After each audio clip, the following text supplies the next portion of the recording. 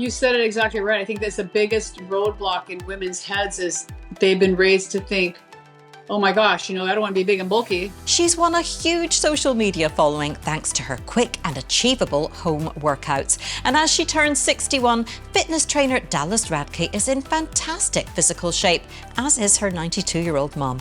So what are the secrets behind their impressive strength, mobility and sheer zest for life? Well, I'm pleased to say Dalyce is back on the channel to share all with us as she reveals her approach to diet, fitness and healthy aging, including whether she thinks it's necessary to use HRT to stay strong as we age, and how she stays toned and cellulite free in her 60s. Dalyce, it is so lovely to have you back on the channel. Thank you so much for being here again. Well, thank you for having me. I'm excited to talk with you again. I have to start by congratulating you on your growth, because it doesn't surprise me. You do such a great job of educating and inspiring your audience around fitness, but 700,000 followers on Instagram, that is a huge achievement. Thank you. Yeah, I guess I'm proud of myself. I know my kids always point it out. I go, yeah, that's something. These are getting to be really big numbers now. And I'm guessing when you first started out, you never imagined you'd be pulling in hundreds of thousands of followers like that. Not even close. I would just, and to be honest with you, I'm proud of what I've done. Probably 99% of my followers are women. So I guess, I'm assuming they like what I'm sharing with them. But honestly, I just feel like, if you scroll, there's so many people out there, especially in the fitness world, that have way more followers than I do. I think you're doing a fantastic job. Really well done there. Thank you. Thank you. When I was growing up, 60 was the start of old age, to put it bluntly. That's how you saw it. But thankfully, we've got people like you to show us otherwise now. And I mean, how do you feel approaching 61? How are you feeling? You know what? I feel great. I sound like my mom, because my mom's 92 and she always says, I feel great. I don't feel any different. I really don't feel any different. But if I had to pinpoint like little things, with aging, yeah, of course. I mean, sometimes I wake up and I have one knee in the last year. I go, that's kind of weird. It's kind of stiff from my workout yesterday. I can't see without glasses. Like I am literally blind without glasses. Yeah. So little things like that, menopause was really kind to me. I didn't have big, a lot of side effects, maybe restless nights, sleeping, just a few little side effects of menopause, but I can't complain. I feel really good. And actually, you mentioned menopause there, and I should ask, because when I'm talking about fitness and where I'm interviewing stronger women, a lot of people will ask in the comments, well, are they taking HRT like that is an essential component for strength? Can I ask, do you mind my asking if you are? Not at all. Because you're right. I get that question a lot. Like people are like, so do you take HRT? I started taking hormone replacement therapy about 2.5 years ago. Only because I went in for a physical and I said, I'll do a blood panel. I didn't really have any side effects that I was that concerned about. And they said, your hormone levels are like almost zero. And I was like, what? And they low on everything, which they said is very common, even in younger women nowadays. And I was all right, so should I replace them? So I went through the whole vetting and I looked into that myself and I thought, okay, I'll try it. To be honest with you, do I feel any different replacing my hormones? No, I don't feel any different. And for me, I've still been able to maintain muscle mass, even when I wasn't, even when my levels were really low. So honestly, did it help me? I don't know, but I'm taking it for future health, because the more that I'm hearing and reading, it's for brain function. So for me, I want to maintain my muscle mass. So for me, it's an insurance policy. And I also want to, for brain function. That's why, that is why I take it. So is it essential? No, because it is somewhat of a luxury. I mean, I think we obviously have to put health first, but you still have to pay for it. And, if you don't have any symptoms that you're not concerned, then do you have to take it? No, you don't. It's a personal thing. But I do it because I'm thinking long term. That's interesting and really good to know as well for women who, are not rushing to take HRT. It is something I use myself, but it's just good to know that you were able to maintain and build muscle mass without taking it. For those, and they asked my mom. They asked about my mom as well. They said, "Did your 92-year-old mom take it?" Absolutely not, because women back, they didn't even talk about it years ago. So she's like, why take it now? So she doesn't take it. No. Right. So your mum has never taken HRT? Never. No. Yeah, also good to know because there are, I mean, we might as well just go straight in because she's always close to my mind whenever I see you. She's just such a fantastic role model, 92 years of age and in incredible shape for her age. Is she still exercising every day? You know what? She will not stop exercising unless someone like physically stops her to do it. So yes, you know what? Every day, I mean, she's always active. Never sedentary, but she has a gym routine where she's in the gym 3 to 4 days a week consistently. Like that is on her calendar without even thinking about it. She does that. She goes at the same time every day. And yeah, she does. And then in the summers when she has nice weather in Canada, she's in her garden. So, I mean, gardening is very physical.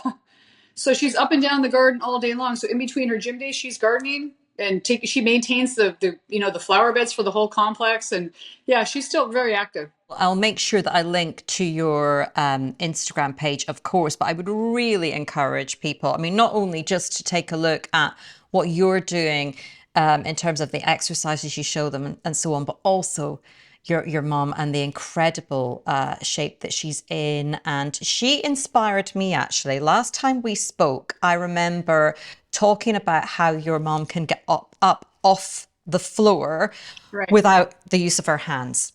And so from a sitting position, actually Yep. stand up without pushing down with her hands. Right. And I realized I couldn't do that.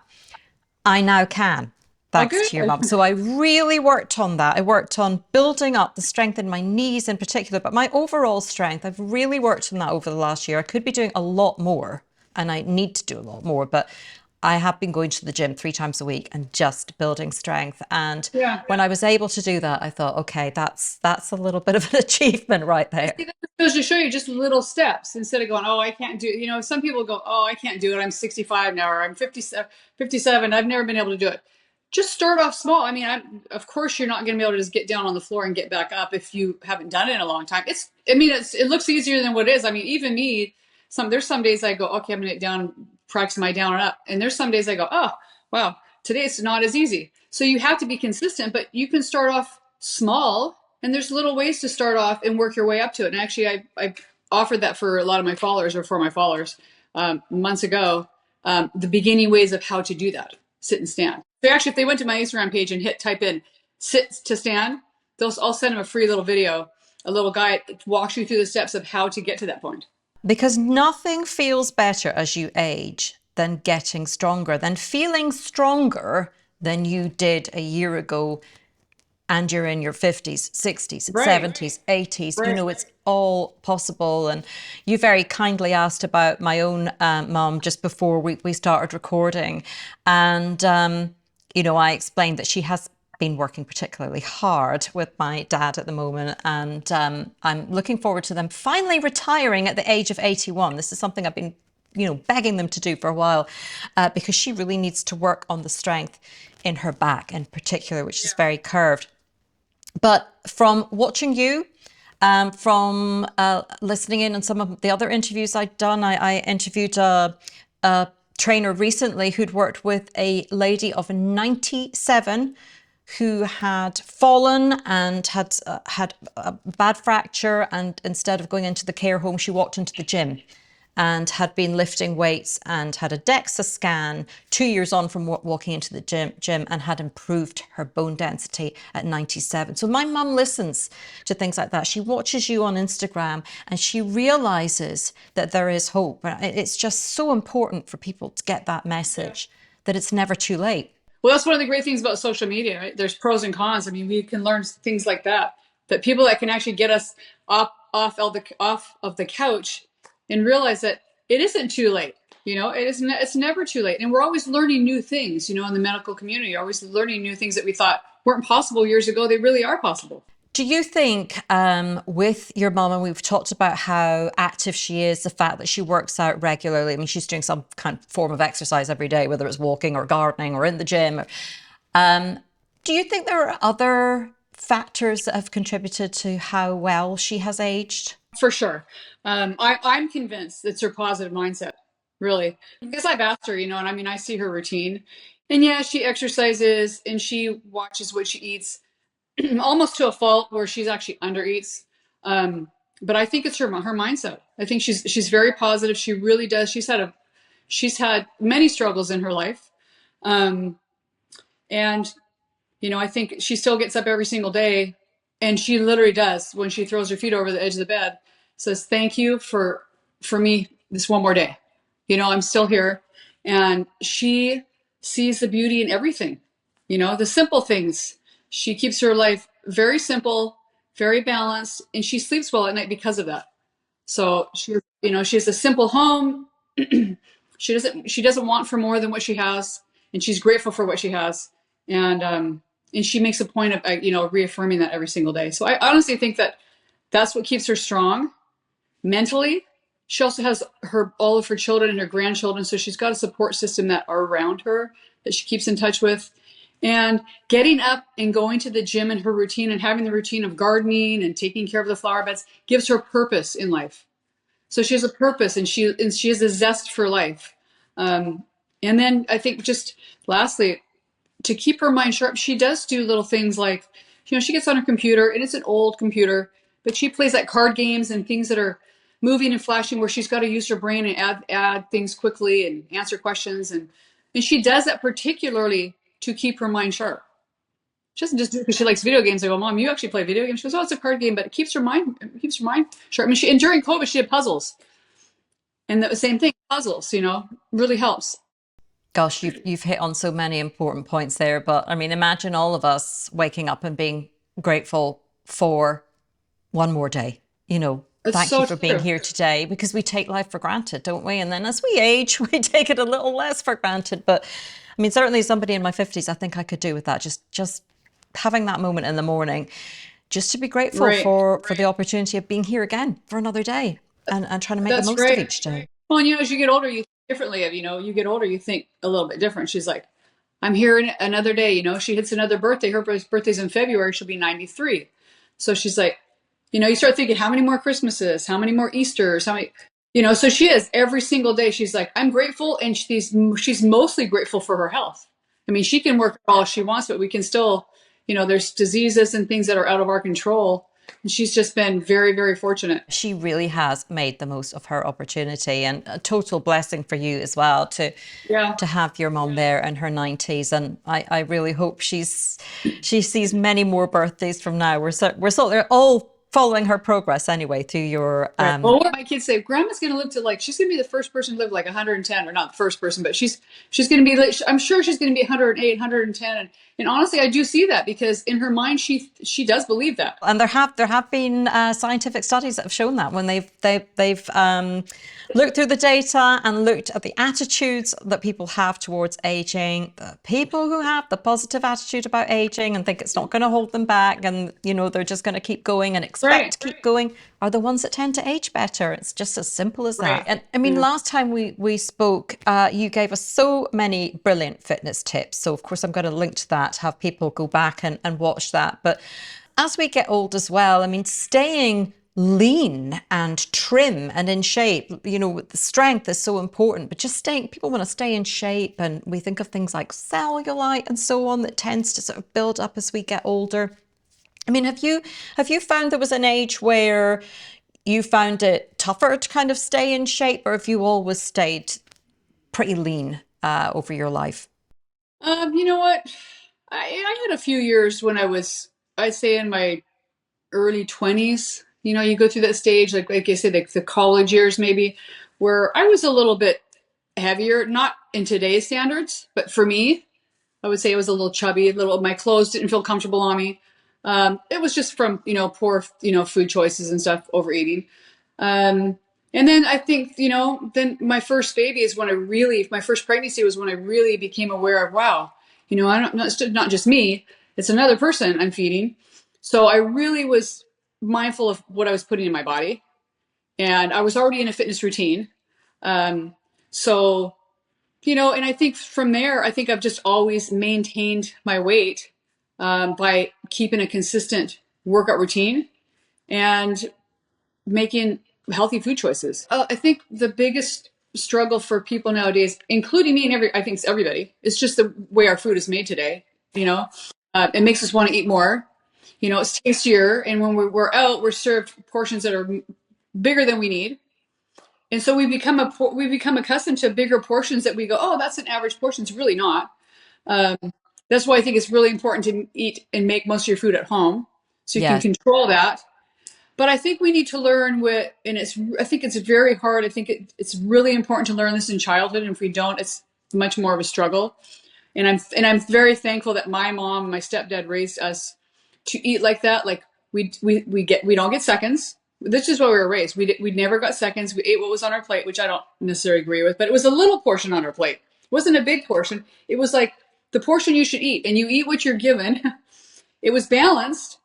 We never had seconds. And sometimes you have to say no, to things, like if you ate so much throughout the day and then now you're presented with this treat or whatever it is. Yeah, you can do that occasionally, but not on a regular basis. There's sometimes you just have to have that discipline to say no and not overeat. And it's so hard in this world today. I mean, I see it with my kids. It's hard for me when I'm going out with them too. It's like they have this and this and this, and then they're offered a special dessert or a supersize that. And it's like, I've constantly, I think they roll their eyes when I'm telling them, they're like, Mom, and I go, I know, I'm not. It's all about balance. You can have it sometimes, but we can't always have it. We don't need to have it every day. We can have it sometimes. In the States in particular, you are surrounded by temptation, and there's so many opportunities to grab a quick snack, so many different food outlets. I mean, we have a lot here in the UK as well, believe me, but the difference in portion size, for instance, going into a restaurant in the States, you will see bigger portions. Our eyes are popping out of our heads when we come from Yeah. the UK, and we think, oh, this is great value, but it's a lot of food. So I can see the issues. Even those of us that eat healthy, I mean, I love treats too, and there's days I don't eat healthy, but it makes it more challenging. Just the way the world is with food, it's so much more challenging. You have to be much more mindful when you're going to grab something. And I think we're all so accustomed to with our busy lives is taking food on the go. We think we need to eat food all the time, and we have to have it in our purse. We have to have it in our car. I mean, we don't. But when we do and we're out, sometimes it's difficult to make healthy food choices because it's not offered. Yeah, cooking from scratch, it's a very simple message, that, isn't it? But it's so important. It doesn't have to be fancy, but if it's meat and some vegetables, great, doesn't get much better than that. Yeah. Now, I mentioned cellulite because as most of us get older, obviously, particularly on our thighs, that is something that sets in, is hard to shift. I've seen you talking about that on your Instagram page. I mean, firstly, what causes it? What do we know about what causes cellulite? It's basically when fat pushes through the layers of tissue under the skin. And it is totally normal. Shows that the bumpy, wherever everyone gets it, maybe in different spots, around your thighs. Some people, women get it on their arms. And there's a bunch of things you cannot spot reduce. So if you're like, I really want to just get it off my thighs, you can't. You need to reduce your calories and lose overall body fat. But there's things like genes, hormones, what you eat, just your lifestyle is your lifestyle is what plays a role in all of that. Definitely strength training helps. You want to replace the fat with muscle, right? You want to put more muscle on your body. I think if more people would just focus on building muscle, replace building muscle with losing fat, or I want to lose weight. Instead of saying losing weight, I need to lose weight. I need to I need to add muscle to my body. That's going to burn the fat off of you. And it'll smooth out your skin a little bit. If you get rid of a little body fat and you replace that with muscle, it's going to obviously make your body look better, right? Is that something you notice with clients who, as they improve their strength, do you see do you notice the difference in their skin, and do they comment about their cellulite improving? Yeah, you do, but it's what? To be honest with you, it's little. Everyone's different, and some people genetically just have cellulite. They could be very lean and they just have cellulite. And some women can be a little bit heavier and not have as much cellulite. So it's kind of just like, I think a lot of it's genetic. It's just the luck of the draw, but you can definitely reduce it for sure. Yeah.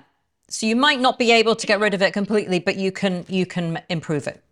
Right. And you know what? I mean, honestly, like I said, we all have it. If you have a little bit on your legs, oh well, it is what it is. We all have it, and just eat as healthy as you can and focus on strength training. And if you can't get rid of it, you can't get rid of it because we all have it. And I think it's more for women too. I think women are more self-conscious about it because honestly, I don't think guys care. They're like, I didn't notice. They don't notice. It's just the women that notice. We don't like it ourselves, right? Well, it's not something you think about with men. You know, have I even ever thought about men having cellulite? Is it something that I notice on men? You know, I suppose we are. Their bodies are so different. You're right, but nice. But I'm saying, I think guys, when they see girls in shorts or bathing suits, they don't never notice it. We notice it. 100%. Yeah, Yeah, we are our own worst critics. That is for for sure. Yeah. sure. You mentioned there having kids and how your body changes when you have kids, and you have 7 kids. Am I right? Yeah, I have 7. Yeah. And you've stayed in incredible shape. I mean, did you continue to work out with each pregnancy and through each pregnancy? I did. I was really mindful of it with my first pregnancy because I didn't know what to expect. I was like, wow, what if I gain all this weight and I don't know, am I gonna lose it? And then after every pregnancy, I did because it made me feel better. I always felt better working throughout my pregnancy, and I felt like I didn't gain as much weight. It made me more mindful of my food choices. I put a good workout in. I'm pregnant too, so I was actually choosing better foods. Just gave me energy. I just felt better. And then afterwards, with each one, I found it. I gained 30, 35 pounds with almost every pregnancy. So I Yeah. mean, it's a healthy weight, but for me, that was a lot. And I still had 20 pounds, 20 some odd pounds to lose afterwards. And I took it off pretty quickly over time. But it was because, I just jump right back in, 2, 3 months later into a workout routine, just something simple. And after 7 kids, I mean, your stomach, did you find that the hardest area to keep in check, or how was that affected? Yeah. I mean, your body just goes through so many different changes, from my chest to my stomach. It was like, I was like gigantic in my chest. And I naturally I've always been big chested. And it went from huge to small, you're going up and down. Same with your stomach. And I think, I know stomach, your skin just everywhere, but on your stomach as well is a lot of that is genetic as well. Because I know that when I was pregnant with every one of them, I was always looking at my stomach. Am I going to get stretch marks? I didn't get stretch marks on my stomach. I got them on my hips, but I never got them on my stomach. And I remember asking my mom, did you get stretch marks? She did not get stretch marks on her stomach either. And she also had big babies. So I think a lot of that, it probably is genetic. I tried the oils with probably a few of the pregnancies. I don't really know if that helps. But I did. Yeah, I was left with, definitely, we were living in California. So, and the kids were in the pool all the time. You're living in a bathing suit, definitely looking down at your stomach and going, now I have all this loose, wrinkly skin. There's really nothing you can do about it unless you have a surgery. But yeah, I have it too, and I do get that question if I post a video of like workouts with abs or whatever. I just, and most women do, I just know how to dress for it. I mean, I don't wear like low hip hugger leggings. I mean, they make the leggings now that come up way, to your rib cage that smooth your waistline. So I wear what looks best on me. It's not that I'm necessarily trying to hide it. I just feel more comfortable. If I had them lower, you would definitely see a little roll. You definitely see wrinkles in the loose skin. But everyone's different. Some women can have 2 babies and have a whole lot of, hanging skin. And then there's others that, have more than that and it's not as bad. So yeah, I do have it. And it is what it is. There's some times that I do wear a 2-piece where I used to be very comfortable in it. But now as I get older, I think it's not even just my abs because of the abs. I think it's more just an age thing. It's like I'm just more comfortable in a 1-piece. I think it looks more sporty, more athletic. So I wear a 1-piece and I don't have to worry about it. I always remember with my first pregnancy, about 3 months into it, I noticed the start of the muffin top out the back. Do you call it the muffin top over Yeah, there as yeah, well? The yeah, skin hanging over yeah. the top of the jeans. And that was really hard to shift, actually. I would say that I have managed to reduce that in recent years, funnily enough. Something that I had, I had my first child when I was maybe 31. I'm 51 now. So it hung around for years. And I think that exercise was definitely the key over diet to getting rid of that, or reducing it, certainly. We've talked about exercise and diet, obviously, for strengthening and becoming lean in particular. But have we missed any other golden rules? Because you've got a few golden rules for staying trim. I mean, I say this, and when I speak about it, I think often I say as we age, and I don't think it's just as we age anymore. I think everyone should be doing this at any age, and I think it's just the simple basics. I go back to the basics. Number one, we need to move more, and that could just be walking daily. Like everyone has time to walk for 10, 15 minutes. You can even put an earbud in, walk with your cell phone. Um, and definitely focus on strength training. And you should start, and I really recommend starting that at a younger age. Yeah. Well, you're younger than me, but when I was in my 20s, everything was cardio. Like cardio, burn as many calories, be as skinny as you can. And it felt good. But now we know that let's not focus on cardio, the high intensity so much. Let's focus on building muscle. And, thankfully, I fell in love with strength training and weights in my 20s. Even though I was doing the cardio, I did see very few women in the gym that still looked very sexy, but they looked fit, but they had muscle and definition. And that's what I liked. And then picking up the weights and actually getting that feeling, like I love the feeling of holding a dumbbell and feeling that resistance and like pushing yourself. So I actually, started strength training at a younger age, and I've been able to maintain that because I've been consistent. You've banked muscle, really, haven't you? And they talk about that. That's something that I hadn't done in my 20s. Definitely not. Complete opposite. I was active, but definitely not building muscles. A lot of women didn't focus on it because it was more cardio, cardio, cardio. But so now as you age, you're playing a little bit of catch up, but it's not too late. I Yeah. think a lot of people think, oh, well, Dalyce has been doing that for years. I have. I am not professing to say that you're going to get muscle overnight or in the next 6 months if you follow me and do these exercises. No, but you need to be consistent. But you can be, if you're 50 now, when you're 60, you're still going to be 60 in 10 years. So you can be 60 in 10 years with no muscle, or you can be 60 in 10 years with muscle. When I was in my 20s and 30s, the last thing I would have wanted to do was gain muscle. And it was just that ignorance around thinking that I would look big. Or I remember in my 20s actually gaining a little weight when I did start to work out with weights at the gym, and that completely put me off, and I just went straight onto the cardio. And I remember saying to the trainer, I don't want to I don't want my legs to be bigger, I'm not doing that. So how little we knew back then. Now it would not worry me at all to obviously I want to gain muscle mass, but even if I looked slightly bigger in the arms, I think I would just really enjoy that because it tells me that I'm getting stronger. But there's a certain shift in thinking that is required for women, isn't there? You said it exactly right. I think that's the biggest roadblock in women's heads is they've been raised to think, oh my gosh, I don't want to be big and bulky because they assume they're going to get big and bulky. But initially, when you do start working out with weights and if you're doing it correctly and eating enough protein, you're going to build muscle. So you might add a pound or two. If you step on the scale, you're going to go, wow, I gained weight.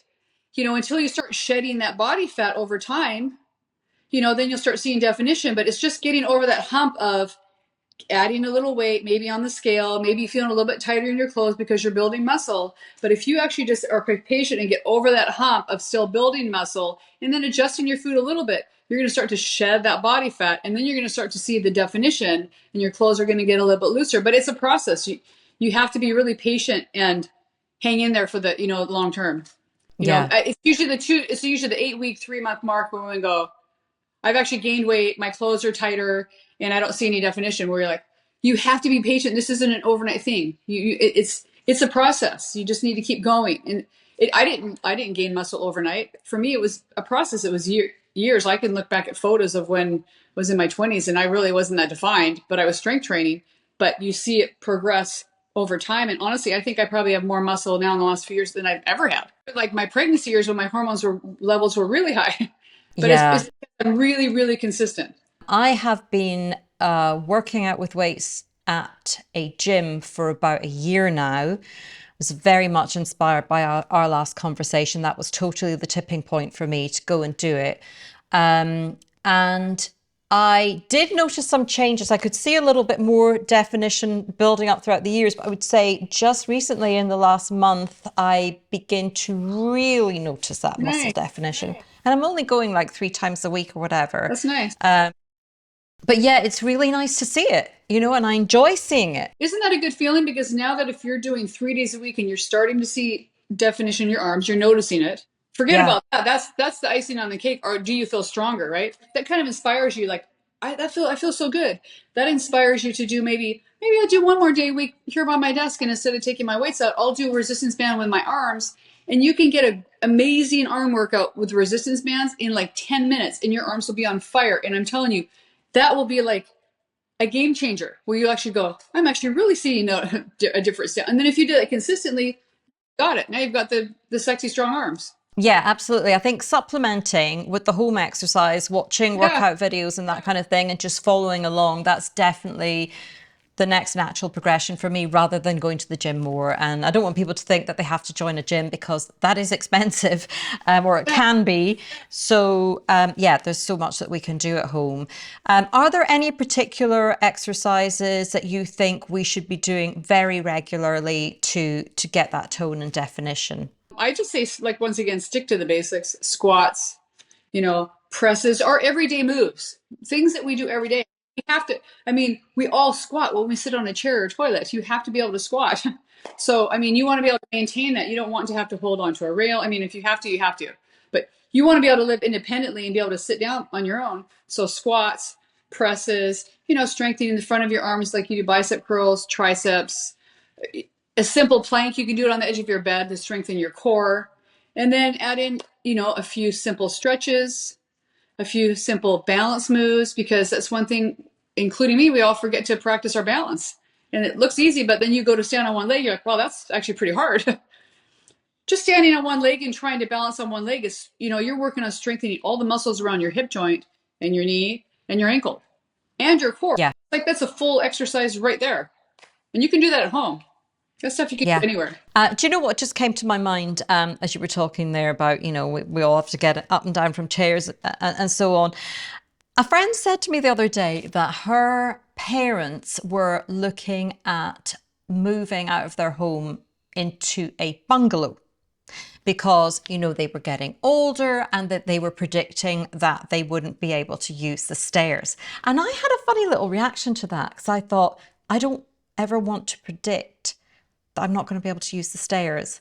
I want to always assume and work towards being able to use those stairs if I have to crawl up them. Now, I know people will feel differently about this, but how do you respond to that? Once again, I think it's the power of the mind. You're almost like willing yourself to do that. It's like that's like saying I'm taking a certain whatever because I'm preparing myself to get cancer or to get diabetes.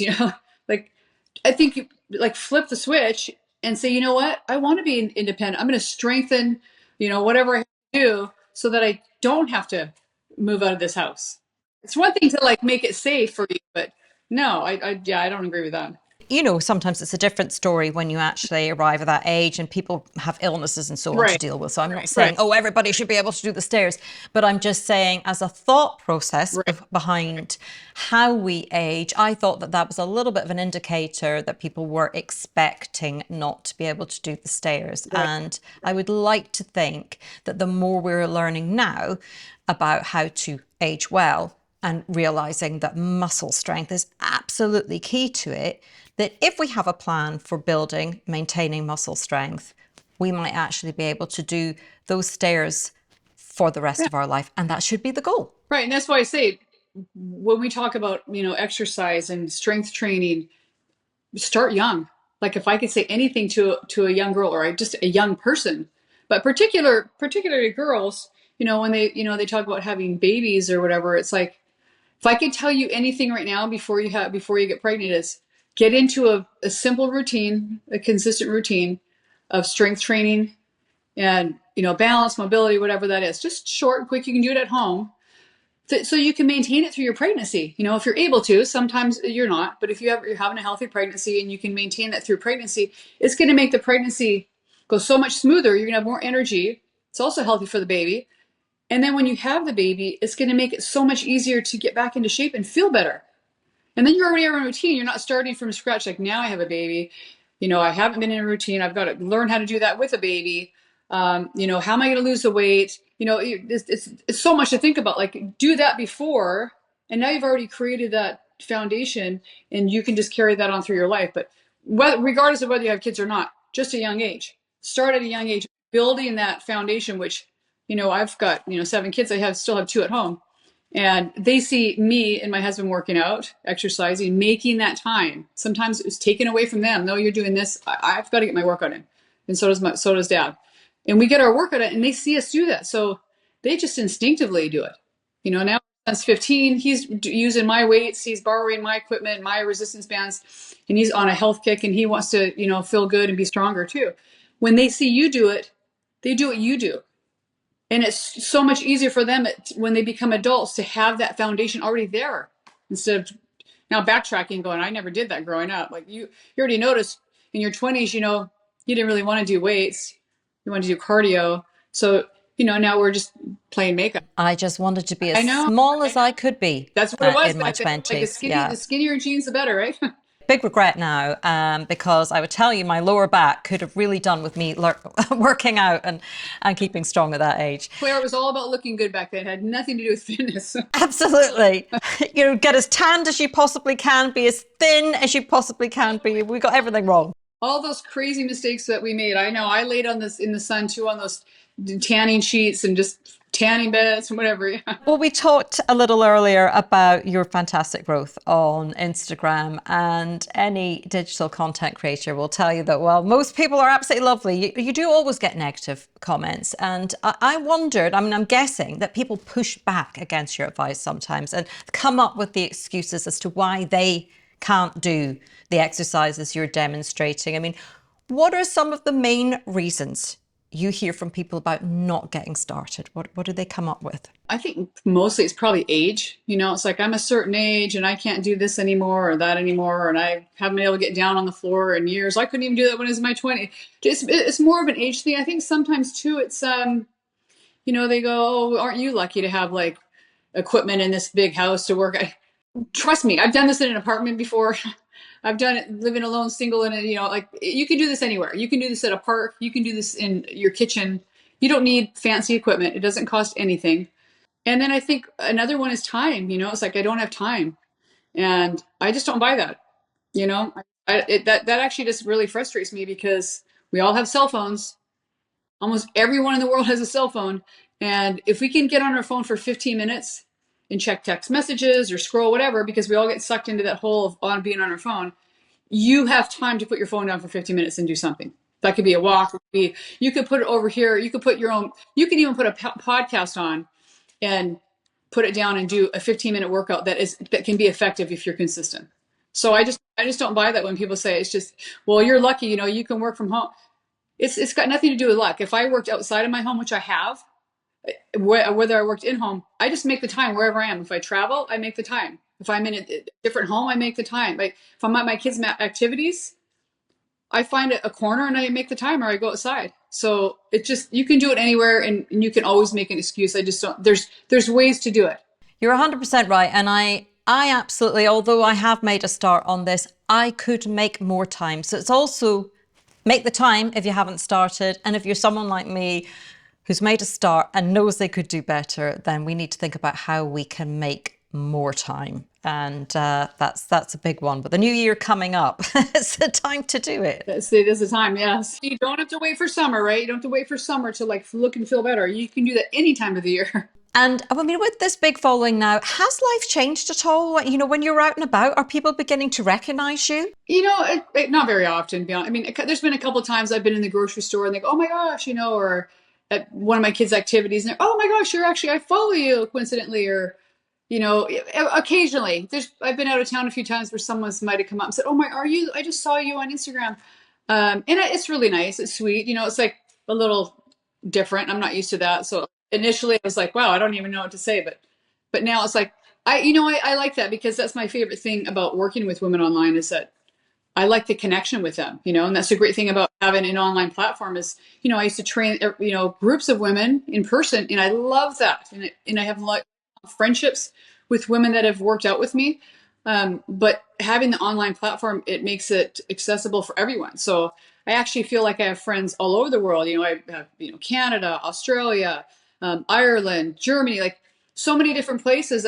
That's the one great thing about social media is that I can reach so many different women. And that's my favorite part is actually connecting with them, which is what I do.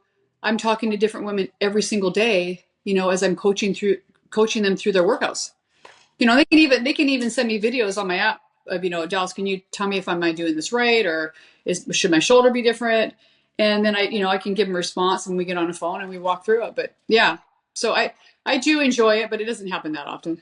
Well, I know that you will absolutely have friends all over the world. And what I love to see is if I'm looking at your page, I can see which friends of mine follow you. And I think, oh, that's Oh, so sweet because, I haven't great. spoken to them about you and they've come to you from their own place. And it's That's just great. nice to see that interconnection Yeah. sometimes on social Like we're media. all just kind of connected. I do the same thing. If I'm follow someone, I go, oh, she follows it.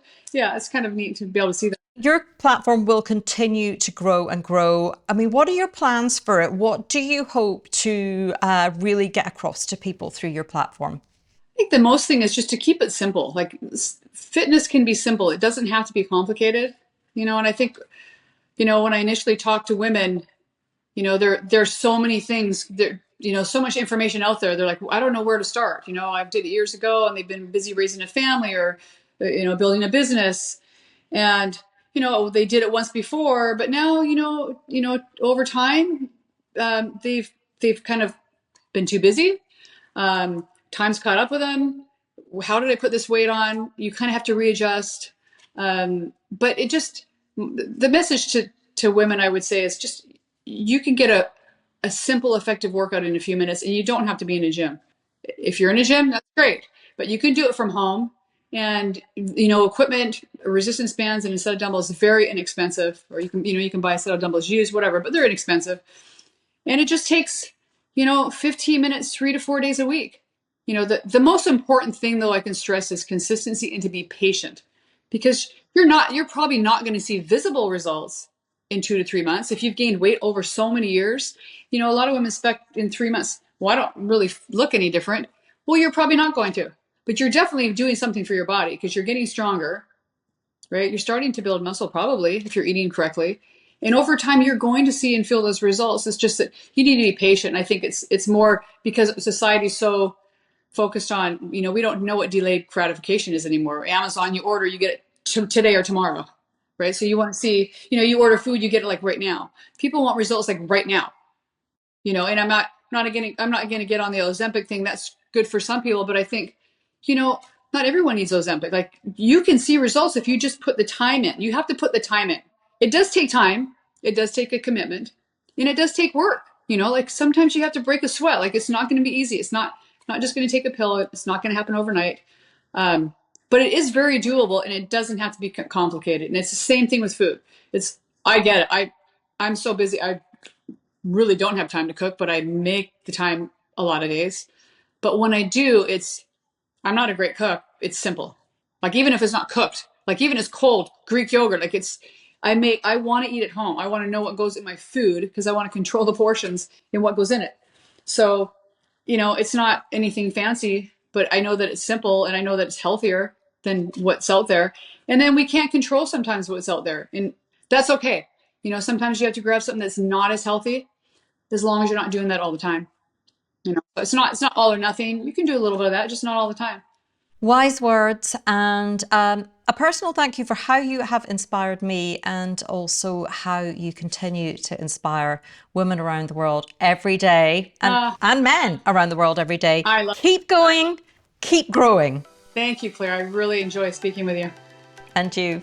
Inspiring stuff there from Dalyce, and it's great to know we can make a big difference to our overall strength and fitness in just 15 minutes a day. I'm going to link in the description to Dalyce's Instagram page so you can follow her for more fitness inspiration, and I'll also include a link to our previous conversation where she sets out her fitness regimen and some of the best exercises that we can do at home. And below you'll find links too to my website honest.scot, where I explore more around how to age well. There's a sign up page for my free monthly newsletter so you don't miss any content from me, plus links to my social pages and podcast options for listening to the Honest channel on the go. And so you can easily find my weekly episodes. Make sure to hit subscribe or follow if you haven't already. But for now, thanks for being here today.